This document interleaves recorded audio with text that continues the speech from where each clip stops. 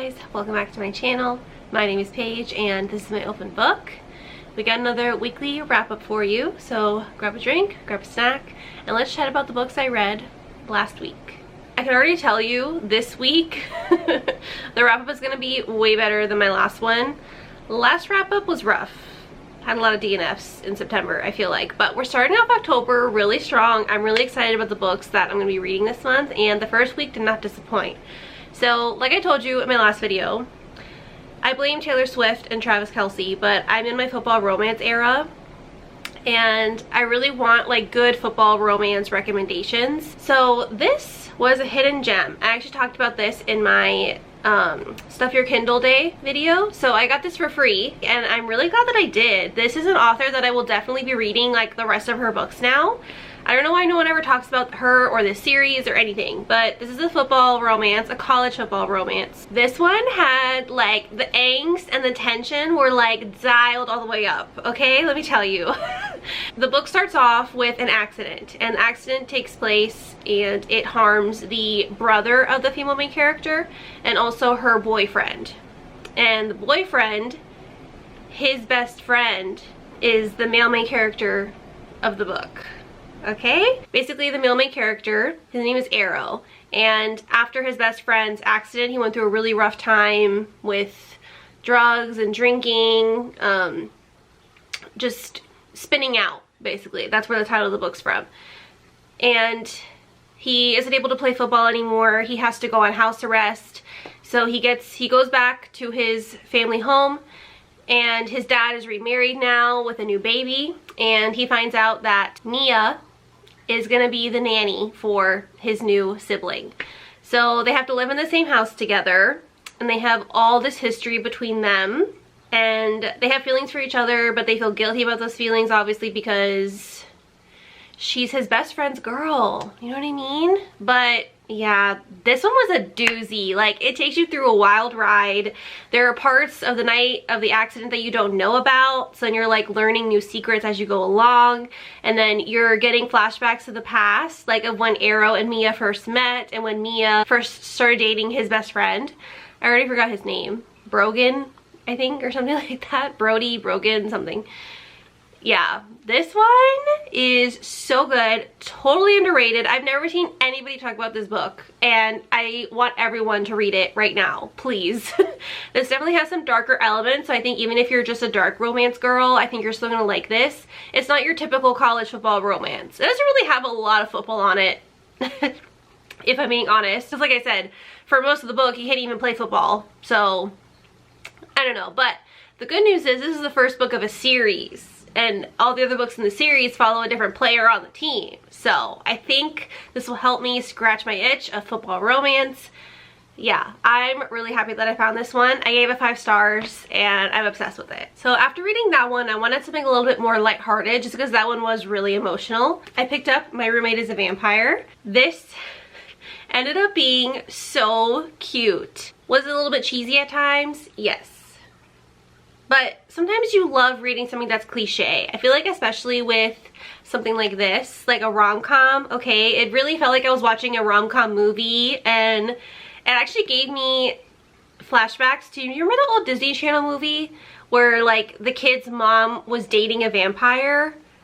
Or something, I don't remember. Is it just My Mom's Dating a Vampire? Is the title that simple? I can't remember. I should have looked it up before filming, sorry.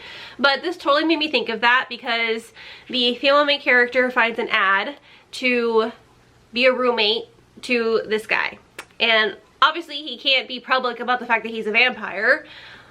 But the ad seems a little sketchy, but she is desperate to find a place that is cheap.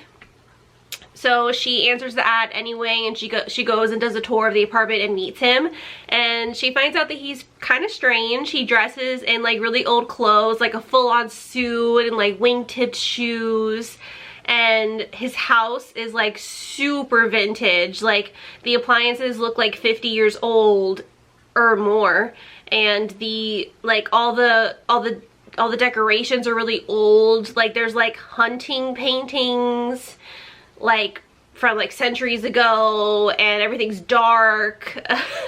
So she's definitely like a little weirded out by it, but this was everything I wanted to be I did only give it 4 stars just because, like, yes, I love that it was predictable and I loved how cute it was, but will this stand the test of time and be like an all-time favorite? I don't know. I ended up liking this one a lot more than I thought I would. It surprised me.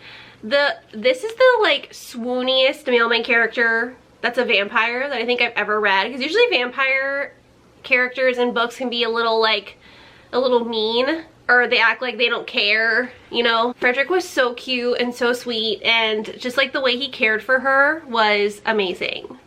And yeah, I really liked it. If you like paranormal romance but you also want something a little bit on like the cute fluffy side, I think this is a good mashup of the two, and I think you're gonna like it. Next up, to keep with the spooky theme, I read this novella called Hallows Grove, and this author, I'm not gonna try to pronounce that last name, Lee J.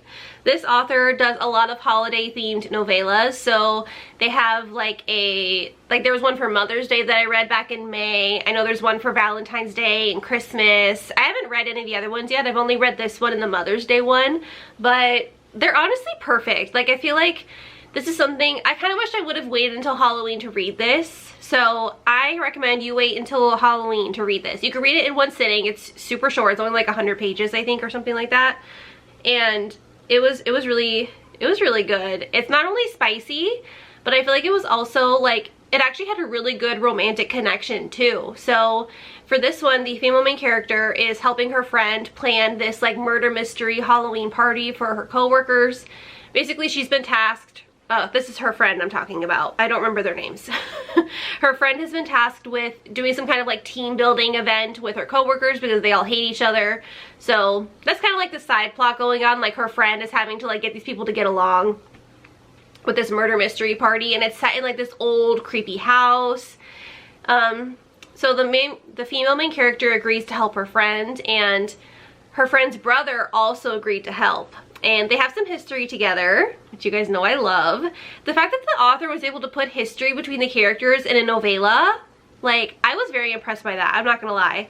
I gave this 5 stars, which for a novella to get 5 stars takes a lot, because it can't just be like a fun good time. Like, I want there to be substance for me to give it a 5-star rating, and this one had that.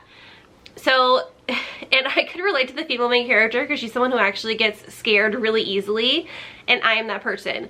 If there's the tiniest spider, I'm gonna scream. If I see a picture of a clown, I'm gonna jump. Like, that's just how I am. I'm a scaredy cat.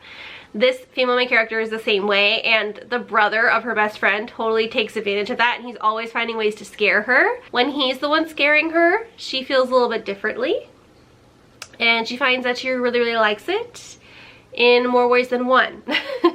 So they have some fun, spicy times together, and they finally like admit their feelings for each other, and I was impressed. I was impressed. Again, I think this would be perfect to read on Halloween because it is like in a spooky haunted house kind of setting. It's a murder mystery party, and then you have like the female main character being scared. So yeah, I feel like it adds to like the creepy Halloween element, but still a really strong romance.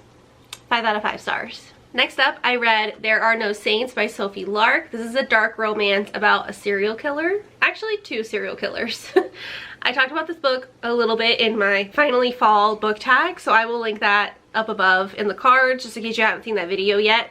But basically, the female main character, Mara, she gets somehow tangled up in these 2 serial killers, and the main male main character, Cole, he is one of the serial killers that she gets involved with.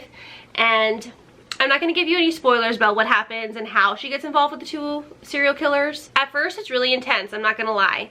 Be sure to check trigger warnings, but I almost DNF'd it because it is a little rough at some parts. But I'm glad I pushed through because it actually ended up being really good. I gave this 4 stars. I did have to tell myself, like, not to think of it as a love story though, because I feel like that would like ruin it.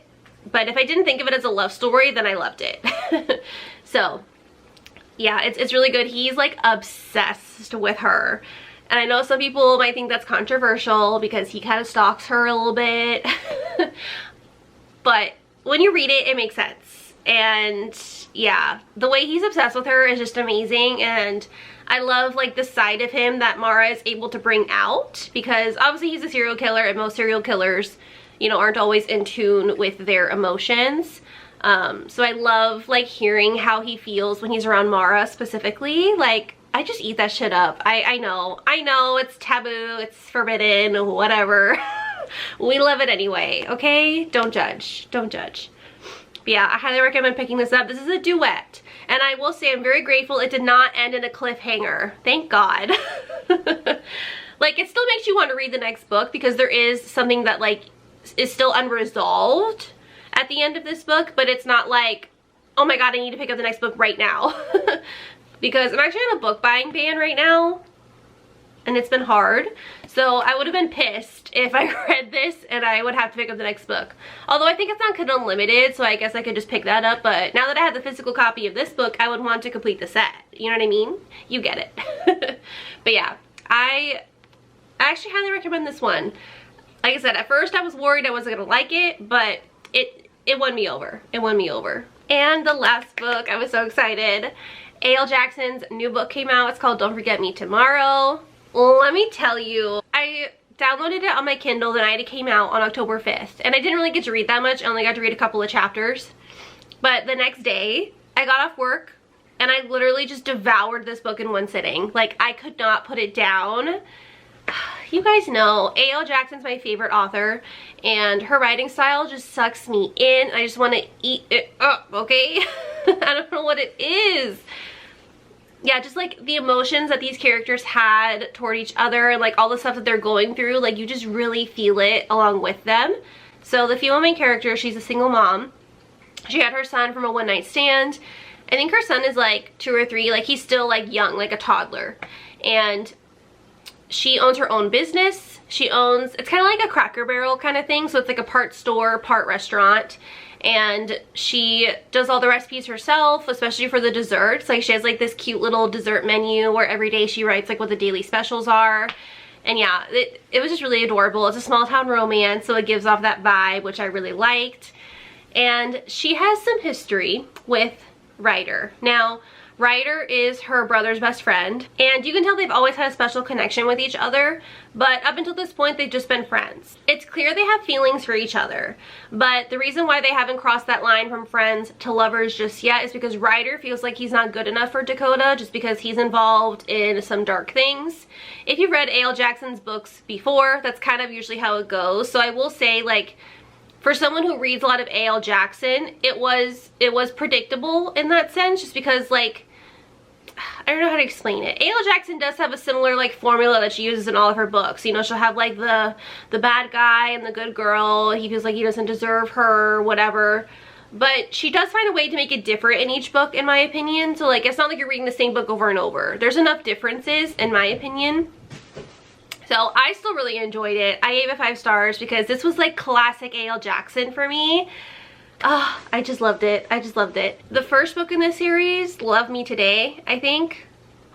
I read that book in June, so if you want to hear my full thoughts, you can go back and watch my June wrap up, but I was not a fan of that one. That was the only A.L. Jackson book that I hated, just being honest. So I was a little nervous about this one, but let me tell you, this checked all my A.L. Jackson boxes. It was perfect. Like, her writing style came through really well, and just like the emotions, the connection, and the side like suspense plot going on was still really good in my opinion. Yeah, this just checked all my boxes, and it really, like, I needed this, okay? Because I was worried that me and A.L. Jackson were gonna have some problems after that first book, but she put out this book, so we kissed and made up. We're all good now. Alright guys, that's gonna be it for today's video. We had a much better week, am I right?